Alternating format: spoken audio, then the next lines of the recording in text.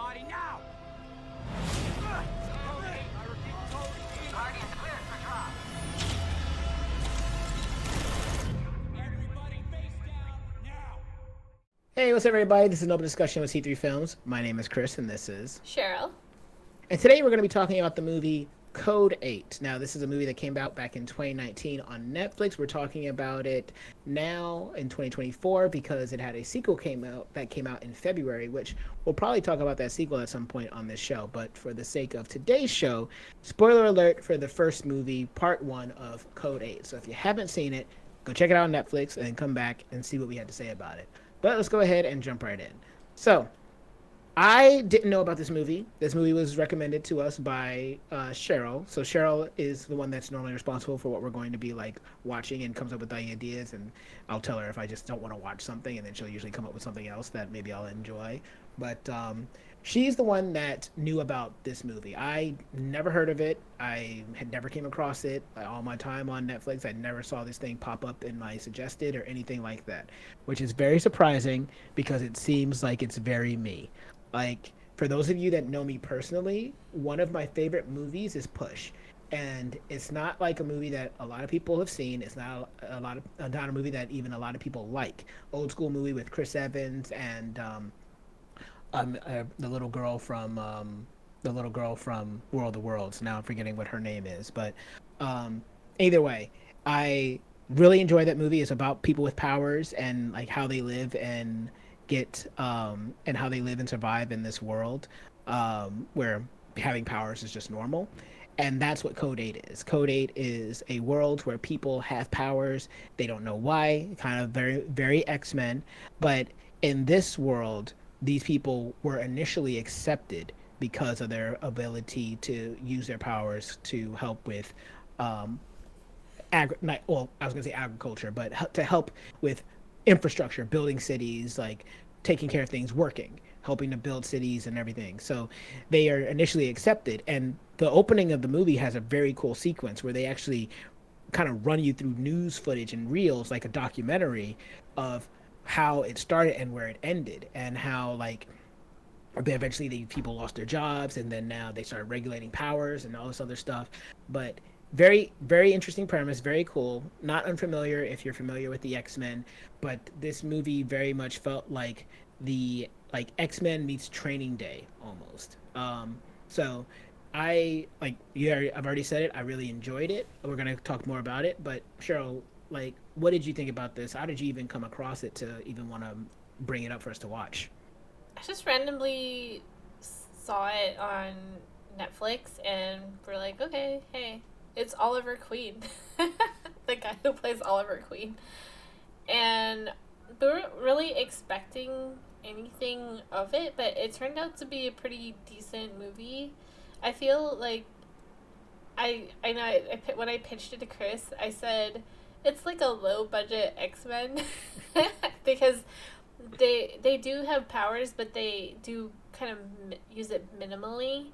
Mm-hmm. And there is like a kind of a like there's all this technology, but they sort of limit it to drones and robots. So because it's so low scale, it does seem cheaper, but I feel like you also don't really notice it unless it's pointed out to you because it's so well blended into the real world or the reality of it without the visual and special effects that it just is pretty seamless. So I think they chose what they decided to use their visual and special effects on wisely.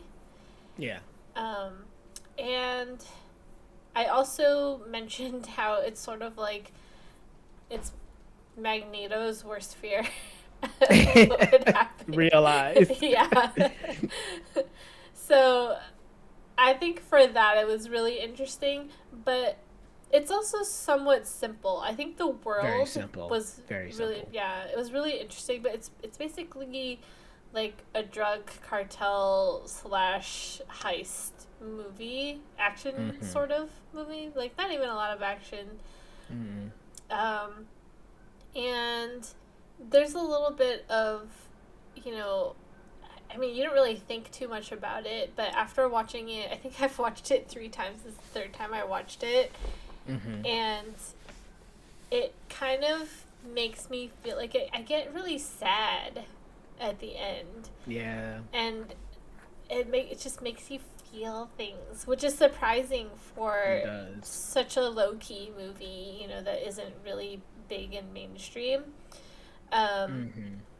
Not really sure if a lot of you out there have seen it, but I definitely recommend it. It's on Netflix. And then the part 2, like Chris mentioned, recently came out, and that surprisingly, you know, with all the remakes that are going on in Hollywood and all these sequels coming out, they actually did a fair job on the second one as well. So I'm excited to talk about that one with you, Chris, in the future. Nice. Yeah. Yeah. And like I was surprised because I didn't know the cast of characters that was going to be in here. So you said that, you know, you saw Oliver Queen, right? So Stephen Amell. But I was actually more surprised to see that his brother Robbie was in this. So Robbie Amell, who was also in the CW Arrow show, it was or maybe it was the Flash, but he started off playing Firestorm, the original Firestorm, and then since then yes, Stephen and Robbie Amell, they're both brothers, the two main characters of this show, Connor and Garrett, which is another really cool thing about the movie. And so I was very surprised to see both of them in this movie together. Like, I've started seeing Robbie Amell in some other things. I saw him in The Babysitter. Also saw him in the Amazon show, like where you can be booted up into a virtual reality after you die. I forget the name of the show. But yeah, like Robbie Amell is actually an actor that I very much enjoy. So seeing that he was in here and then seeing that he was in here alongside his brother Steven, I was thinking to myself, this is actually very cool that they're working on this movie together. And I thought that the movie was going to go a direction where they were going to end up being pitted against each other by the end of the film, because at the start of it, you know, Robbie is, his character Connor is trying to find a way to support his mom who is sick. She has a brain tumor. It's causing her to lose control of her powers. His dad was killed when he was a kid for holding up a convenience store. And people with powers aren't treated too kindly nowadays. And so he is trying to find money and working odd jobs, sitting on the side of the road, waiting for someone to pick him up so he can do some construction things. And then one day, a group of people show up, and it's Stephen Amell's character, Garrett, says, I need you for a job. And turns out they're doing a heist where they're stealing things. And also the things that's happening in this world is that they are using people with powers to produce a drug that can only be gotten from people with powers. And that drug it can affect everybody. It can affect people with powers. It can affect regular people. It doesn't matter. Cousins. Sorry, cousins, not brothers. But yeah, so it's like really cool to see these two working together. And at the end, I thought that they were going to be on opposite sides, but no, it turns out like by the end, they're still on the same side, helping each other out. So it's really cool. The movie didn't go the way that I thought it was going to go. And we already said spoiler alert, but Cheryl was talking about how it makes you sad at the end. And that's because of the fact that it doesn't go the way you think it's going to go. The movie, you think that he's going to save his mom. That's the whole point. That's the reason he does every single thing that he does. That's the reason he goes for all this money. It's all to save his mom. And at the end, it's about him learning that he can't save his mom because he is given the difficult choice of sacrificing somebody else so that his mom can live. And I thought that was very interesting. Like, they do a good job of showing that this person who we see is a healer is being affected by the things that she's doing. Like, maybe they want you to think that maybe she's coughing and stuff because of the drugs, but I got right away that she wasn't healing. She was taking on the illnesses for herself. And I was like, okay, this is going to be pretty cool because I actually wrote a character like this in one of my stories. And so by the end, it's not as simple as I can heal your mom. If I heal your mom, I will die. And the movie makes you believe that he is willing to make that sacrifice. And like that moment is like, wow, he is an actual villain in this moment. But he doesn't go through with it at the end, and his mom passes. And it means that everything he tried to accomplish, it didn't work. So it is really sad, but I think that also just makes the movie more interesting. Mm-hmm. And that's also why I think the movie was so successful, is because his character, the main character, Connor, is very flawed, but he's also a good person. Mm-hmm. But then there's some gray areas too, because he is essentially a good kid. He loves his mom. He wants to do the right thing, but because he loves his mom so much, it's also his biggest downfall, because he will go to such great lengths to try to save her, where he would not get an honest job. He, stopped keeping his head down, and he started doing illegal drug trafficking and stuff like that with Garrett. And he seems like, he actually cares about Nia, the healer. But at the same time, like, even she can tell, like, you just want to use me for my powers, and that's all you really see me as. And he sort of proves her correct, because he does, even after he finds out, because he didn't know. Like, he was like, you get to go after this, you're free. But the reality wasn't, and then she tells him it's not that straightforward. And so she shows him this cut on her arm that she absorbed from him, because he had gotten that cut earlier in the movie, and she healed him. And so she had that cut. And even despite knowing that, he still made the decision to make her go with him to the hospital to save his mom. And she actually starts doing it. And he starts thinking about his mom and how his mom's character is, and that it really wouldn't be what she would want him to do. And so he stops her. He gets this moment where he gets to talk to her one last time. And I think that's where, like, it kind of, like, it hurts. It gets to you. And then for a second, I was confused about why they ended the movie on Nia, actually. Yeah. Because she ends up going to the prison to see her dad.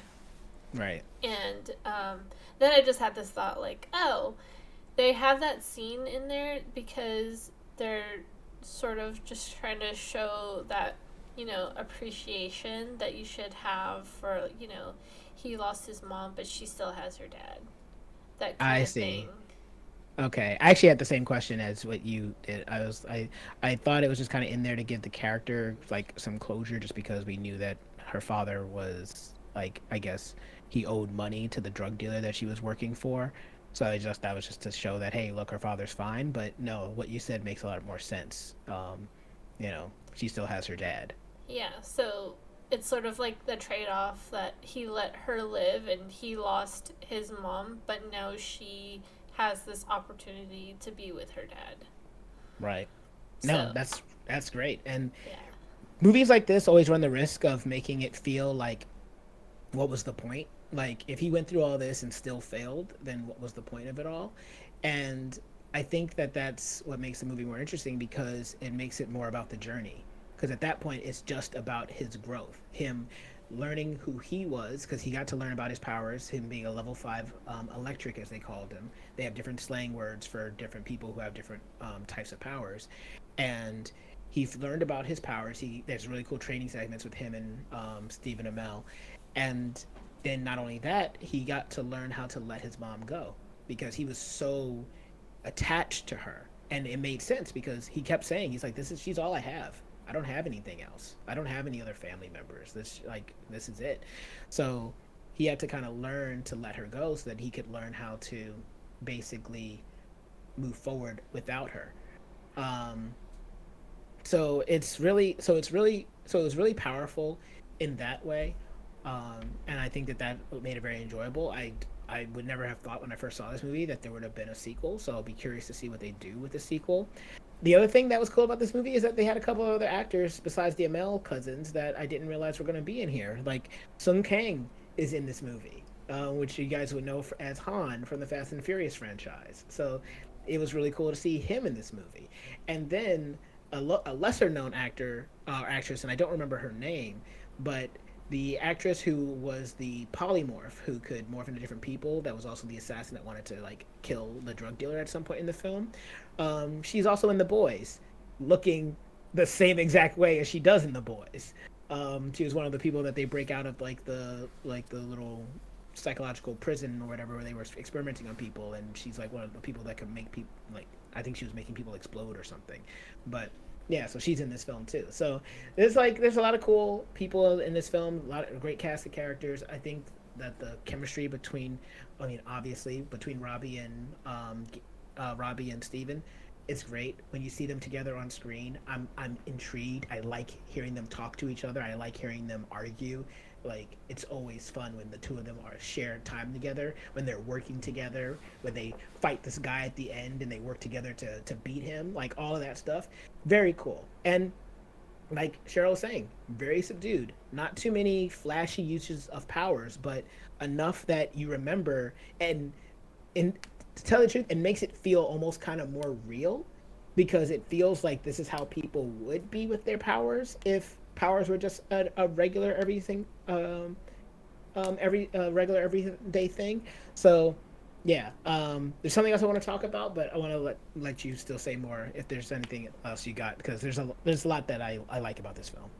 Yeah, I mean, well, you mentioned um, Agent Park and his character, and I actually, at the beginning didn't really understand the need to have these two cops in the show because kind of the show can sort of happen without them because they don't really have a big impact on the story.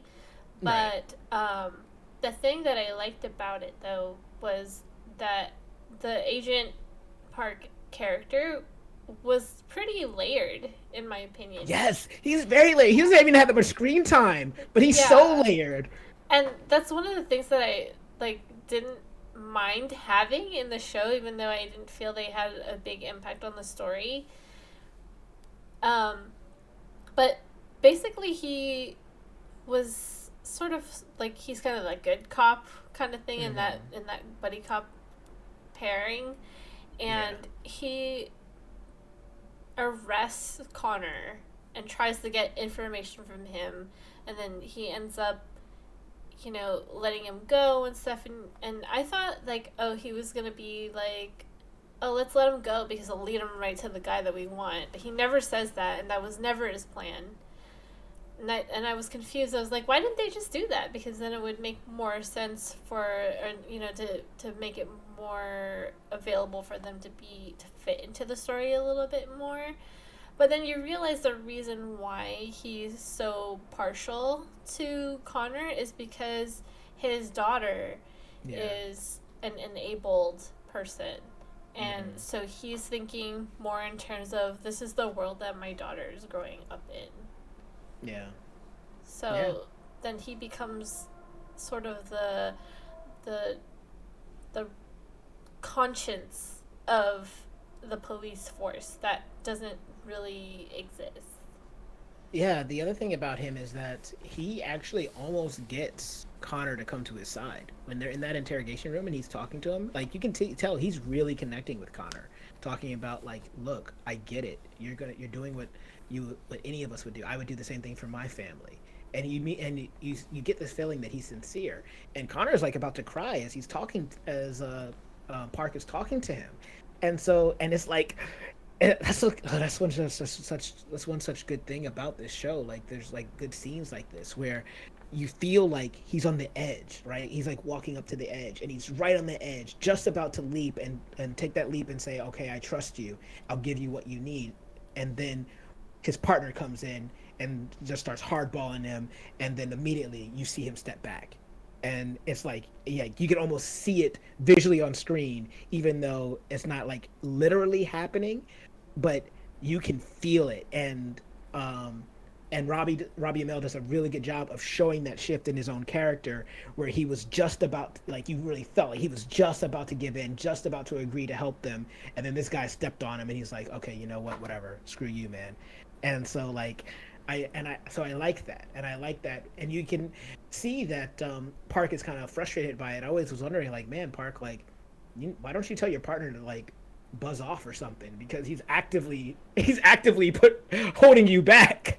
But yeah, it was like very, but it's like it was very interesting how we have this movie that is fairly short. It's like an hour and 38 minutes, I think. So it's not as long as other movies, but we have a lot of characters, and at least a few of the side characters feel like they have good depth to them, even though they don't have as much screen time as either of the MLs. And that's something that I really appreciate about the movie. Yeah, it just feels very well written, very well constructed, and very well thought out. Like everything happened for a good reason. There was no waste of time anywhere. There was no, like, it was just very well constructed, very simple, but there was so much grace in that simplicity that just felt really whole and very wholesome and exciting and interesting. So I don't know why it didn't do like incredibly well. I'm sure a lot of you haven't even heard of Code 8 before. No, I didn't. I'd never heard of it. But they made a second one, so I guess it was successful, and yeah, like I said, I'm excited to talk about the second one.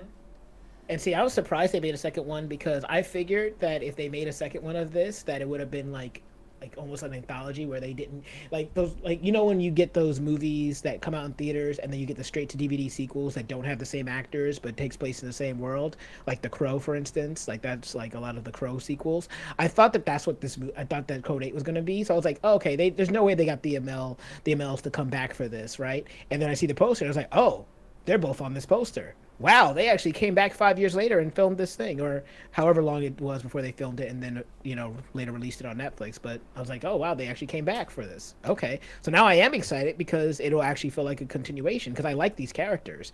And they do this whole thing, like I said, like it has like echoes of Training Day in there. And that's like the kind of gritty streetness, the street level of it. There are scenes in here that become unexpectedly violent, where you weren't thinking you were going to see this much on-screen death in this way, showcased in this way. And one of the biggest scenes is when they get to this heist in the movie where it's Connor's plan to help them steal this thing to get the money because the drug dealer that they work for is in debt to a company that is planning on killing him if he doesn't pay the money. They do another heist earlier. There's not enough money in the vault because the drug dealer messed up on his planning, and so now they have this plan where they're going to basically hijack what's going to let them get that money back. And Connor comes with a plan that will result in no one dying, and even says no one has to die. And that seems like that's going to be the plan.